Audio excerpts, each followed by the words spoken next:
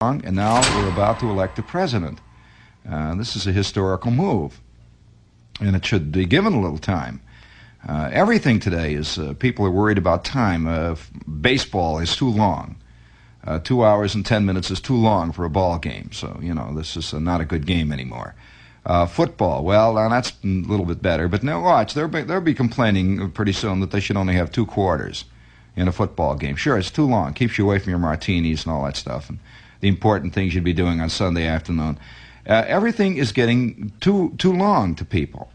And when I hear people say that about a presidential campaign, then I worry. And I also worry when the important things of our time are reviewed on the radio and television page and not on the page of the editorials. Did you notice that the debate between the 2 senatorial candidates here in New York was reviewed on the radio page in the Times? That's significant. It's a good show. Very good show. Congratulations, Barry Gray pulled a coup. Great show, Barry. But it's a little more than the show, friends. But nevertheless, we're coming full circle. Speaking of shows, I love to collect great cliches in the editorial context, and also particularly in the days of, there's no better day for the reaper of the cliche, the collector of the cliche, than during an election. It's as ritualized and as stylized today as a Western, as the traditional ballet.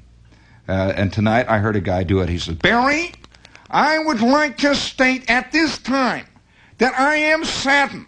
My heart is saddened that this campaign has degenerated into a campaign of smear and innuendo. I have striven at all times to keep the campaign on the issues and the important questions, but my ridiculous, my dishonest, sneaky, pickpocketing opponent has dealt only in personalities.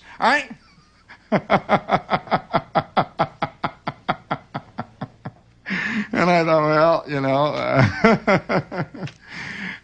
it's funny when you listen to a political argument that the other guy's facts are lies, always. They're dodging the issue.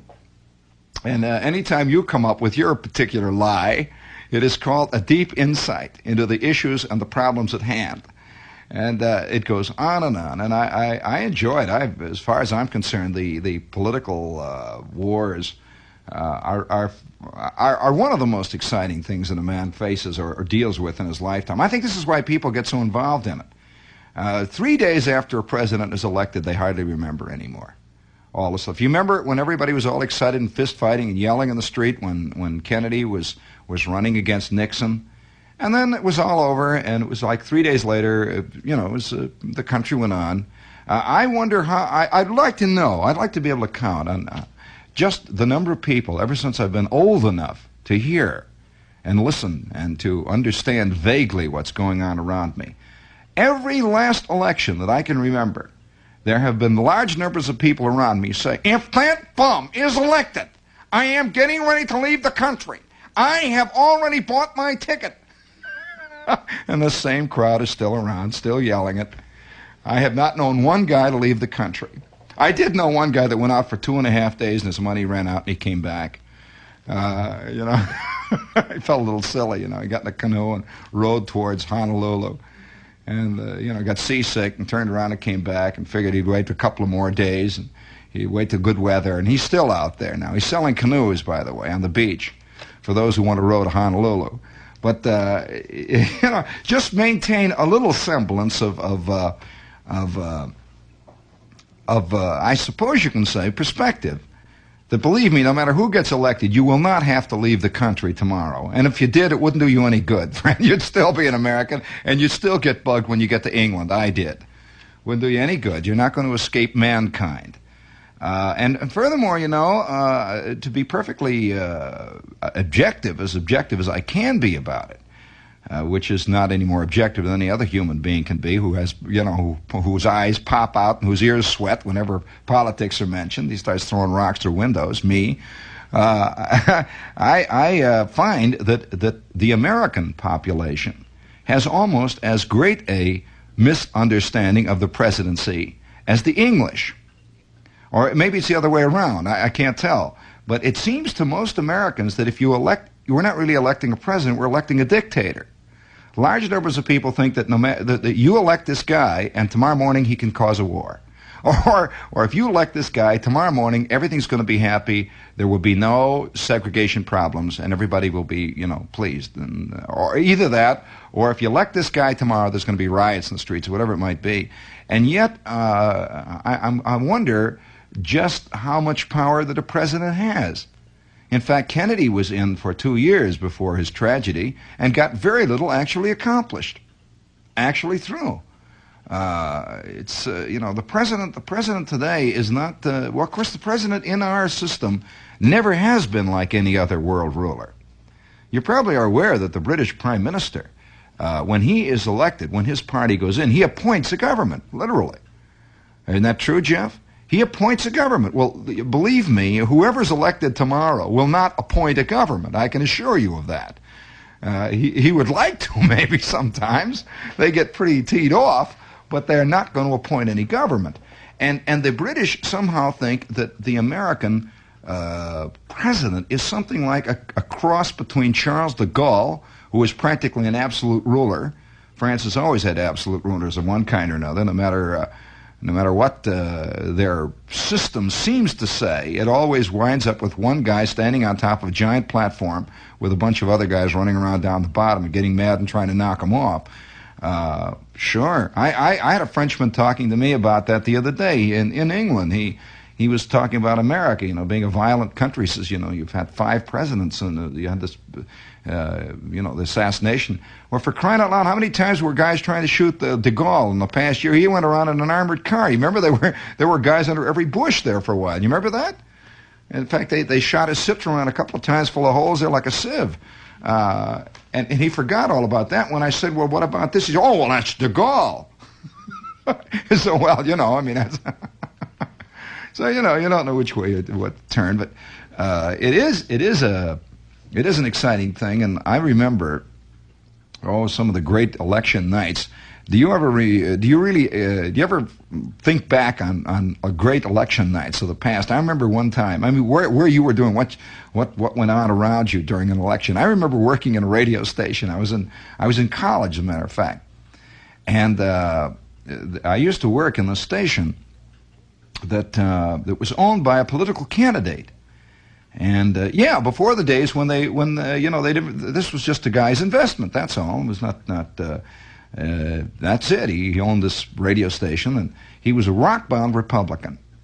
And in fact, it was just a known fact that everybody in the station was going to vote this absolute straight ticket right down the line. Everybody walked around with the smile of righteousness that we were going to rout the rascals out and all that stuff. And the whole business. And the boss would come in and he would rally the troops.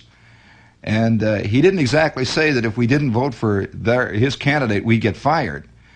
He did imply strongly that if the candidate did not win, his candidate, that we might be holding auditions the day afterwards, because he would suspect. And so, everybody, I'll tell you the truth. So everybody sat around, they were all out campaigning for the candidate. Everybody was jockeying, trying to get a good spot on the schedule, and everything.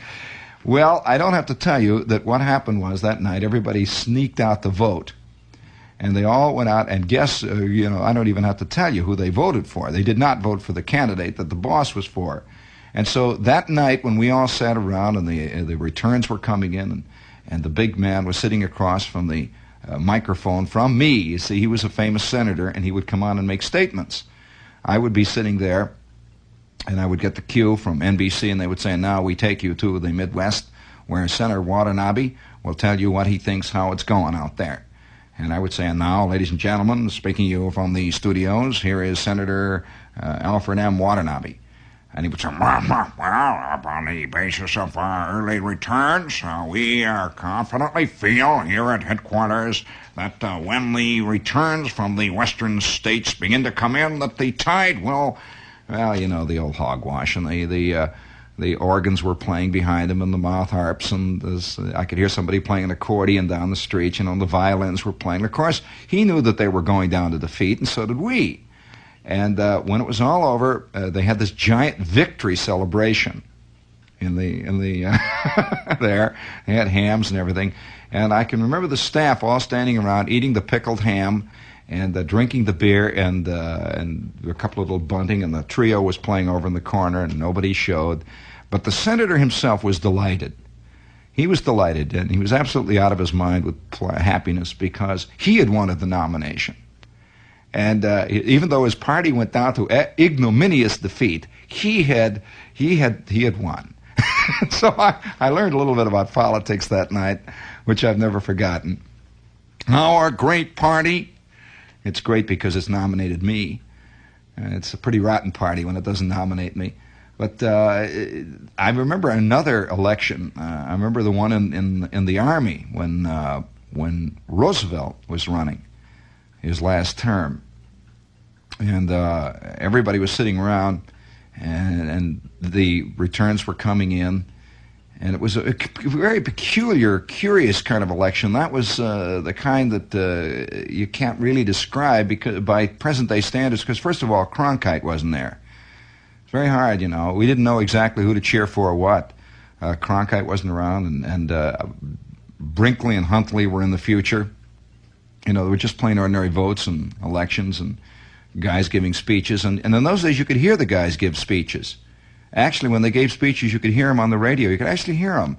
They did not have a running commentary between Huntley and Brinkley over it, talking about the ladies' hats from the Ohio delegation and the funny sign up there on the balcony. And everybody, oh yes, you're going to hear a lot of that tomorrow night, I'm sure. A lot of extraneous stuff is going to be going on, and it's a big show.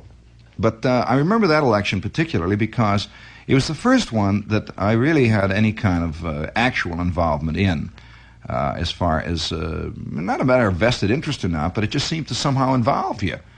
And they were bringing in the returns, and we had no television set or anything like that. And the returns were coming in from headquarters somewhere, and they would come in over the Signal Corps receiver we had. And you'd hear a return. Somebody would bring back a sheaf of paper from the signal center, and everyone would look at it, and slowly it became obvious that the president, Roosevelt, was getting reelected, and everyone felt. And it wasn't that anybody was a Democrat or a Republican or anything. It just seemed like he was the chief, you know. He was the commander-in-chief. That was the end of that. And we would have felt very funny had there been another commander-in-chief. And even though it was a subtle thing, very, very peculiar, and you begin to wonder what the nature of leadership is, what it is that men see in other men that want them to be up on top. The intense desire that we all have to somehow have something to follow, to have something up there, somebody who somehow seems to know and is in charge, that has the reins in his hand. And have you noticed more and more that the campaigns are getting to the point now where we don't really concede that the candidates are actually human? Now, I mean in this sense, that I literally believe that in the next 10 years or so, a candidate will charge another candidate with sneezing, which proves him to be mortal, which means that how can anybody who sneezes and has stomach trouble, how can any guy with a bad knee, how can he really do anything about the awful situation in Indochina or whatever it might be? We're looking for a god. We can't have guys that have bunions. I mean, believe me, if it ever comes out that a political candidate for presidency has a terrible case of bunions, I suspect there's going to be a tremendous to-do made about that in the next couple of years, because more and more we're aiming towards the Superman. And it's curious, the kind of, I suppose you say the combination of folklore and folk myth, all these things which go up to make up the drive or the urge that people have to elect this man, to believe in this man, or whoever it is. I'm not talking about any particular candidate, Goldwater or Johnson. It is an urge that is very mystical and goes all the way back to the earliest days. I suspect one of the really significant moments in mankind's evolution as an animal, as apart from all the other animals, was the day that he first either by acclamation or a subtle process of elimination, the first leader was born. The first leader was created. I mean, up to that point, there were just a bunch of guys jostling around and hiding in the woods. The squirrels, who do not have leaders as far as we know. The camels, we do not know who the leader of the camels is. And as far as we know, there is no leader of the camels. And no animals really have leaders the way men do. There might be the sexual head of a tribe or a herd of animals. That's not quite the same thing. Not at all. No. A leader is something entirely apart and removed from the elk who has beaten all the other males and is now in charge of all the female elk, which is literally what a herd evolves into or comes out of. No, there was a moment in time when everyone said, you know, there's a lot of trouble around here, around the cave. Boy, look at that wind blow. Look at all them trees are falling down out there. And that terrible lake out there. And look at the shark out there. We better get somebody who's in charge. And there was this little guy scrunching back at a rock over there, and he's wearing his leopard skin, and somebody says, well, what about Og? And Og is saying, well, I do not choose to run. And so the next thing you know, they're carrying him around on their shoulders, and everybody's cheering, and Og is the first. He's the first one in charge. Well, of course, a couple of days later, one of the tribesmen got bitten right in half by a shark. Well, immediately there was discontent began to settle. What about Og? Wasn't he supposed to do something about this? What about this? Well, a couple of days later, somebody get belted on top of the head with a coconut, and he's dead. And the discontent, the winter of discontent begins to set in. And sure enough, by the fall, Og is served up for dinner one day. And a new leader is elected. and up to this point, now I was listening to some of the most fantastic drivel tonight, being given as serious commentary. Like, for example, you don't like what's going on in Southeast Asia? Well, do something about it. As if the guy you elect can do something about the whole world. The implication that if you don't like what's going on in Russia, elect A. Oh, yeah? You're in for an awful, awful serious disillusionment if you elect A and Russia continues to be Russia. I heard one guy say, well, you know, you're looking for issues? You don't like what's going on in China? Well, I'm not so sure that by electing somebody one way or the other, you're going to be able to make China fly away. This is one of the great, sad facts of life, and you just have to face it. I think one of the most interesting things about our elections in recent years is our tendency to be disillusioned 15 minutes after the inauguration. Believe me, do you know that the poor Kennedy, 15 minutes after Kennedy was sworn in, already the cartoonists were preparing the first anti-Kennedy cartoons. Primarily because they had a sneaking suspicion already that they had not elected a god. Somebody could hurl thunderbolts and change the world by moving his hand, or by sending out great waves of dark clouds that would wipe away all injustice or whatever it is that they're against. And this growing tendency in American life to blame external problems on the president could very well lead us into some very, very deep and devious political waters. Eventually somebody will come up and say, well, all right, you've had all this problem. Put me in charge now, at last. I will take charge of all those things. And look out. There's been other guys that have done that before in the past. I'm just saying here that it is a tendency, and this is not a political, this is actually an apolitical show tonight. But listening to these speeches has been, again, a revelation to me how closely and how further we're drifting in that direction. Where if there is a wild situation, if tomorrow morning, believe me, if tomorrow morning just name it, if the government of Peru decides to blow up the castle, that would be blamed on one or the other of the candidates. It really would be.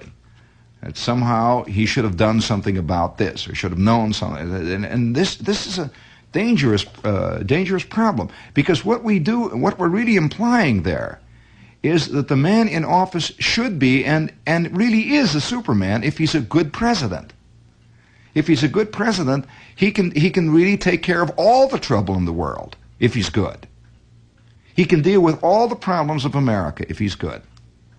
And if he doesn't if he doesn't take care of those problems, if he does not make all the problems go away, it shows 1, he's incompetent, 2, he's a crook, 3, he's covering up. And this is the way it is in America. It is a firm belief, and of course another one of the strong drifts that is evidenced in incidentally all parts of the world. I heard it in England too, was to blame the 20th century, literally, to blame the 20th century and the conditions of the 20th century on whoever is in the opposite party. In short, if you don't like the way the traffic is, it's that rotten mayor. No one will ever admit that there's 18 million too many cars or the fact that the streets are too narrow. It's the mayor that's doing it. He's making it like that at 6 o'clock. He's making it so you don't get a cab. And this is a fascinating development. It really is. People have lost perspective. They don't. I guess we've drifted so far from reality that we like to think that life itself is a big TV script, and Patty Chayefsky should write it better. And that if it doesn't come off the way it should come off, it's because somebody is again lousing up. It's a deliberate attempt on somebody's part to nobble you. To hamper the good, simple little man who only wants to live in peace. And now they're covering up again. The great they. This is fascinating. I hear more and more political commentators with a straight face somehow implying that politicians are a separate breed apart, roughly akin to the mafia. Yeah, it's a fascinating thing, too, that's coming around. And these are so-called intelligent men, and yet they continue to promulgate this guff, and they're applauded. And the more you say that, the more you will be applauded. Oh yeah. The more you imply that all candidates, all politicians are crooks, the more you will be considered a deep and serious thinker on the subject of politics. And yet, of course, it's a patently ridiculous thing to say, and yet it never seems to occur to people. I know a lot of people out there are going to be young. What do you mean they're all our crooks? Well, if you think that, man, you're setting yourself up for a man who will come years from now and who will say, yes, that's true, all politicians are crooks. Elect me, I'm not a politician. And he'll look out at you with his stainless steel fangs gleaming in the dark, and you will elect him because you will finally say, at last a guy's come along who is not a politician. And we define all politicians as crooks. And so at last a non-politician has come along, we're going to elect him and keep politicians out of office. In fact, that is exactly the program that Hitler ran on, you know. He did. He says, get all those rotten politicians out, put a good man in, a simple man of the people. Well, I don't know whether I'd like to put my lot in with the simple man of the people. And incidentally, what is so wrong with being a professional politician? You know, we honor professional men in every field. We honor professional men in law. We honor professional men in medicine. We honor professional men in every possible area, including radio. We like to hear professional radio people around. We like to hear and see professional actors. And somehow to call a man a professional politician is to tell him he's a crook. Well, I'm sorry. Politics is a highly complex business, extremely complex business. And I like to see it in the hands of a few politicians who know something about it. I'm sorry. We have some of the greatest curses that have ever hit us is once in a while when the simple-minded amateur gets in charge. And there have been several in our past history. Grant was a classic example. Just a plain, ordinary amateur in the world of politics, and boy, it showed. For those of you who are interested, of course, history is there, and we've had several examples, some of them even more recent than that. But somehow the amateur is applauded in politics. Why? I don't know. It's one of those myths that's grown up that somehow with amateurism goes honesty. Oh, does it? Oh, I've known some pretty sneaky amateurs in my time. Oh, in every field. Amateur sports, amateur this, amateur folk singing, amateur everything up and down the line. Amateurism does not automatically convey and give to the person who is the amateur honesty, reliability, and insight. Certainly not that. And yet, this is one of the myths of America. Tomorrow, at this time, it'll probably be all over, or at least the votes will be cast. It may not be over with us. We may not know, but it will be, in effect, over.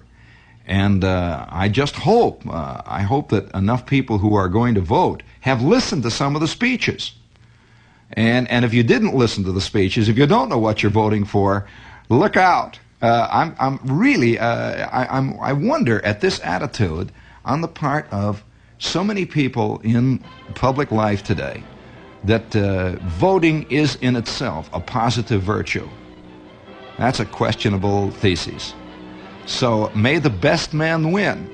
And I'll tell you this, after it's all over, let's all pretend he's the best man anyway, because that's about all we can do. And cynic? No, I'm not. I am not so cynical as to feel that whoever gets elected, I am going to have to leave the country 20 minutes later. If that's the case, our country is in a very bad way. Our system of government is a very shoddy system of government. If one man can get in and completely turn it into, where you got to jump into a birch bark canoe and take off for Oceania. If that's the case, well, we deserve to go to Oceania, all of us floating in a rubber raft with a leak in it. I am not the one to claim that if Goldwater or if Johnson gets elected, I'm not going to throw any towels in any of it. And one thing, if the wrong guy gets elected and you feel you've got to leave the country, that's the time to stay and fight it. Don't chicken out, for crying out loud. Either that, Star Spangled Banner and all of it, old man. Chin up, it's going to be all right.